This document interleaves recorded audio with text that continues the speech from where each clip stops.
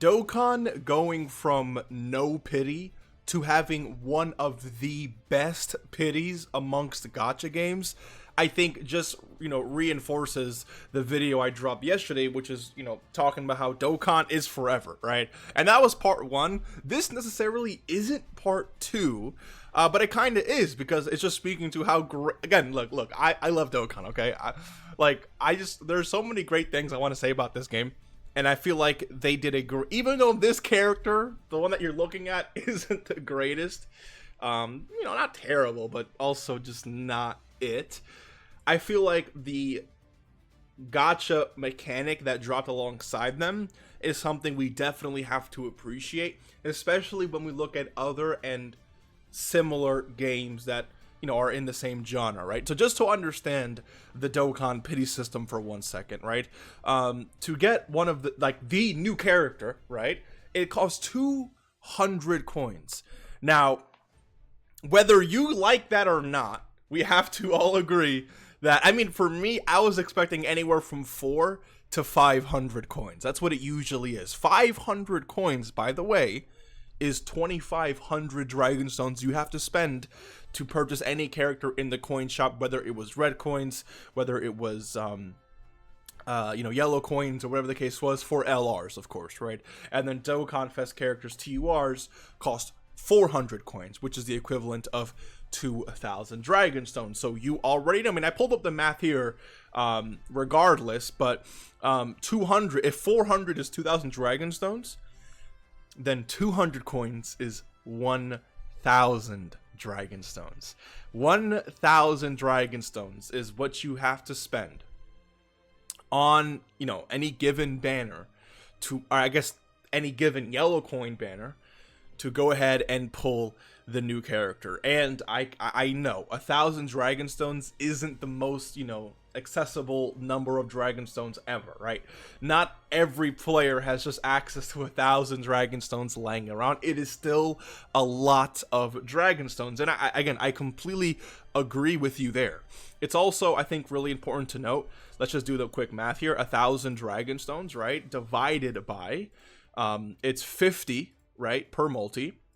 We're looking at 20 multis is what you have to do. 20 multis for you to be able to pull the new character, right? However, we have the ability to exchange SSRs for these silver, pity coins, if you will, which I think is an absolutely amazing mechanic. If you are rainbowing your characters, I think if you played the game for a good amount of time, you have a few characters rainbowed, and when you're performing, let's say you gotta do 20 multis, right? So let's say you do 10 multis, okay? 10 multis, and every single multi, you're guaranteed an SSR. So let's say at the end of 10 multis, you pull 15 SSRs, which is, again, extremely, extremely likely, given that you're guaranteed to get 10 SSRs anyway. So I'm just saying literally not one, but 5 SSRs additional, not including the, guaranteed within those 10 multis. So 15 SSRs, and let's say you have those 15 SSRs rainbowed, right?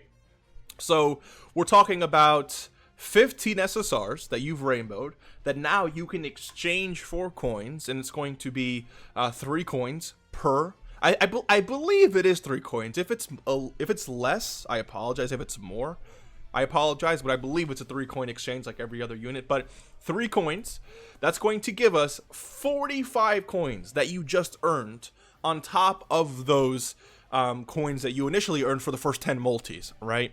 So what you just did was you saved yourself 4 multis. 4 multis because of the beautiful exchange mechanic for these SRs you already have rainbowed, converting them into these pity coins. So instead of having to do 20 multis, you're now doing 16 multis, which is the equivalent of 800 Dragon Stones, not 1,000, right? 200 less Dragon Stones is a big deal, right? And of course, for those of you who are getting 3-4 SSRs per multi, the number is going to be a lot higher than this, right?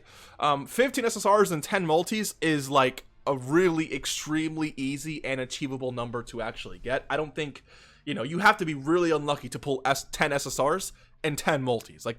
That is like, come on now. You know, like, if you play Dokkan, if you summon for any amount of time, you know what I'm talking about. So the chance of you walking away with 60, 70 pity coins, which is saving you 6 to 7 multis, which at the end of the day is like dropping the stones that you have to spend to actually exchange for pity by 400 or 500 stones is insane, right? So now it's like pity, if you're decently lucky, instead of being 1,000 stones, it's like 550, 600 dragon stones, right?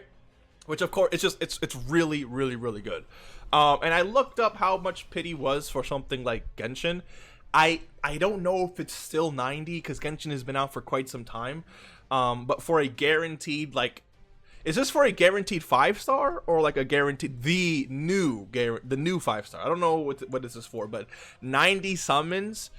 Sounds like a tremendous amount, but also, again, I don't play Genshin, so I don't really know the rate at which they give out the currency or how accessible the currency is compared to Dokkan, but 90 times, you know, sounds like a lot compared to 20 or even less if you pull characters that you already have rainbowed, right? Just the ability to exchange is massive, right? Even Dragon Ball Legends, this is a 2-year-old video from Goresh here, but I believe, let me go to the comments here. 40k CC for the new Legends.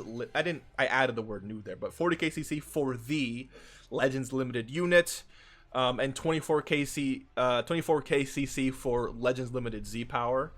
So I believe it is around 40k, right? That you would end up doing. So 40k CC at 1000 CC per summon.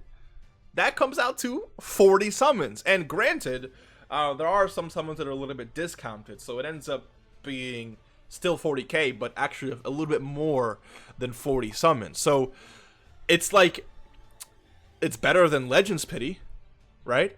And it's better than Pity for a lot of other gacha games. I believe like Ultra Impact, My Hero Ultra Impact, I think the Pity in that game is actually a lot better. I think it's like 6 or 10 multis for the new character. I don't really know. Again, I don't play that game, so I don't really know. But I believe My Hero has a better pity system. I'm pretty sure there's another gacha game or a few other gacha games out there that have a better pity system. But I know for a fact there's other games out there that don't have a pity system as good as this.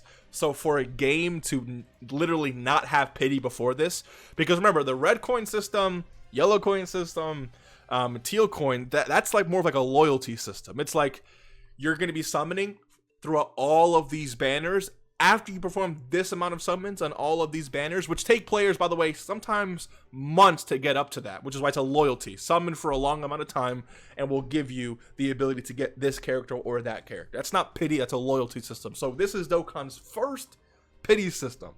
And for it to be this good is something I was not expecting, and what many people were not expecting at all. Now, granted, you can make the argument that over on Legends, you're getting a Legends Limited, right? One of the top tier characters in the game. And, you know, on Dokkan, you're getting yellow coin LRs, which don't really have that same oomph to it, you know? And while I agree with you, I just want to show you one thing, okay? Just one thing, okay? Hold on,